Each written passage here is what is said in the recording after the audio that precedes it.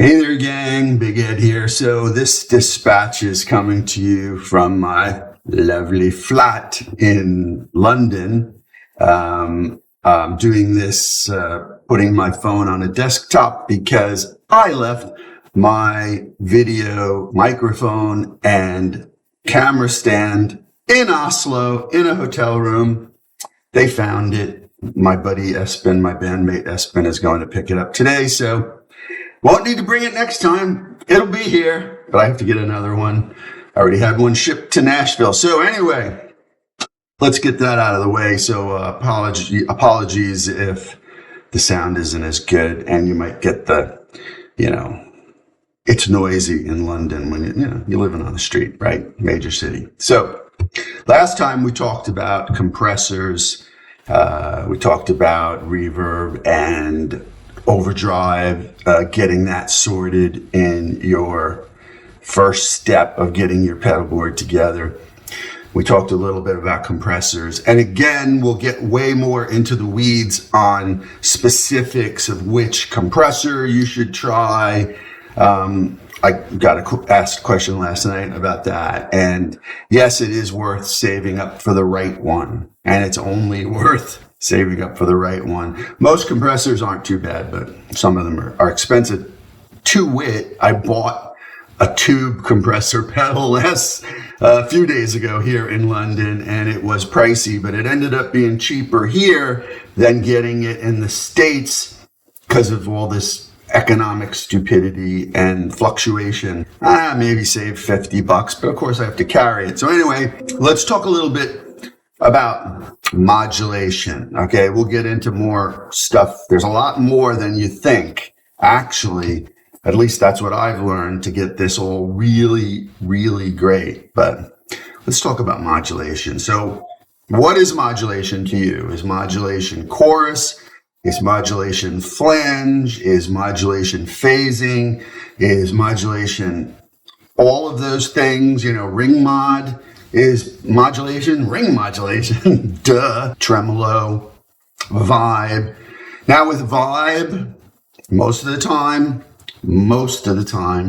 you're going to put that towards the beginning of your pedal board. Why? Because I've tried it everywhere else and it just sounds better there. Even in modeling devices, I've tried putting vibe later. Of course, it always depends on the vibe, and that's why we're having this discussion, right? But most of the time, it sounds better at the front. The only exception to this rule, before we move on, is the Kittycaster trem driver. Now, that is, it's sort of marketed as a tremolo sort of thing, but it's actually a photo-optical tremolo. So it behaves like a vibe. And what does that mean? Well, it has some characteristics of vibe and it has some characteristics of tremolo.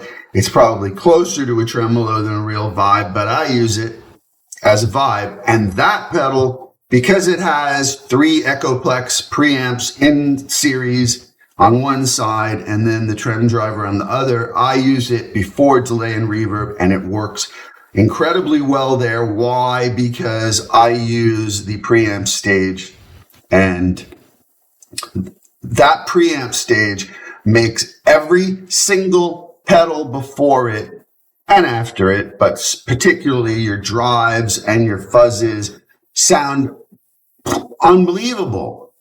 It doesn't change them like some preamps or boost pedals are supposed to do, if depending on the color. It enhances them. We'll maybe talk more about that down the line, but oh boy, that is quite an achievement, the Kittycaster trem driver. So other than vibe, most of your modulation will come after your, like say you put your wah first, your fuzz, your overdrive, your compressor, then we start talking about putting your modulation in there. Now, for me, I don't use phase or flange too much, sometimes, but when I do, it's probably going to come from a multi-effect pedal, something that does a whole bunch of stuff like the Eventide H9. I really love the Eventide H9 for vibe, phase, flange, chorus. It's not my favorite for each one of those, but it does a damn good job. So there's also the GFI synesthesia pedal that does all those things really, really well. It's a little deep programming wise, but it's incredible. Really super duper great. And it has an app so you can back things up and change things in the app.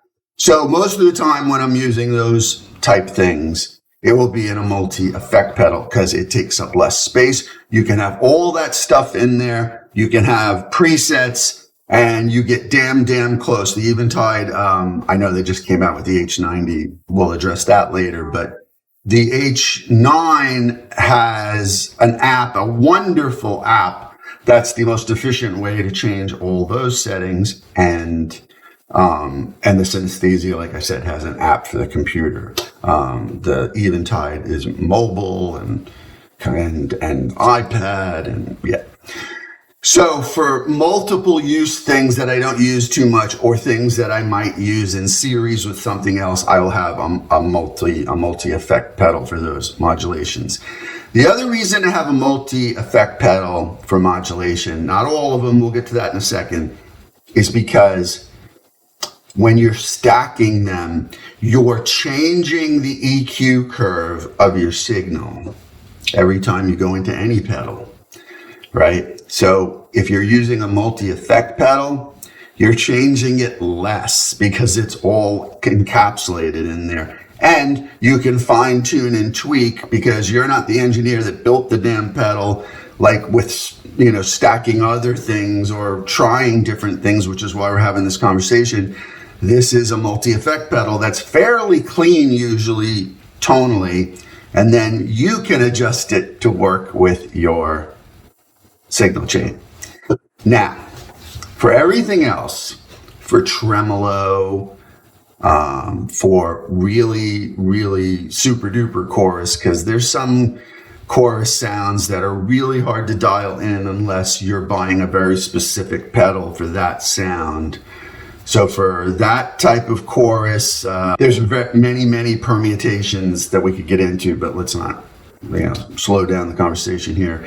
But for a very specific chorus sound that I may be looking for, like say the Boss CE1 or something, you're going to want a very specific pedal for that. You can get close with those multi-effect things, but they have a sound, preamp, whatever. If you're going for something like that, if you're going for a tri-chorus, if you're going for some like 80s, or if you're going for, here's a better example, if you're going for like a Dimension D, that's a tough sound to really program effectively because of those dip switches that it has and all that other stuff. Then you're going to want that to be separate. And tremolo.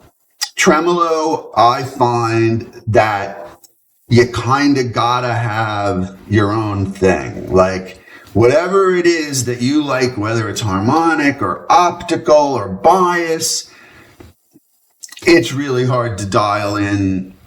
You can get really close on a multi-effect. So if you want to save, space on your board and do that, and let's say you only use it for one or two songs a set, then of course use the multi-effect pedal. But if there's a sound you rely on and it's part of your signature, you already know this. It's hard to find unless you get that pedal. Those pedals I would put after the multi-effect and,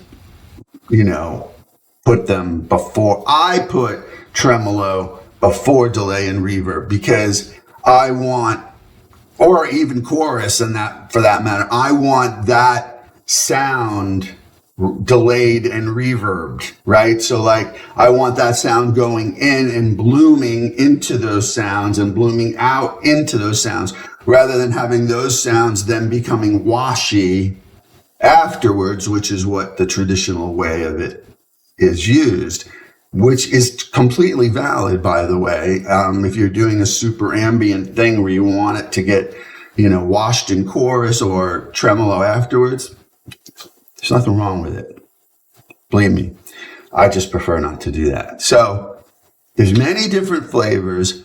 And as I alluded to before, the other issue with modulation is that I have found personally that every time I start stacking them, because of the individual EQ curves and slopes of these devices, their LFOs, their shapes, I get it, right? We all know this stuff.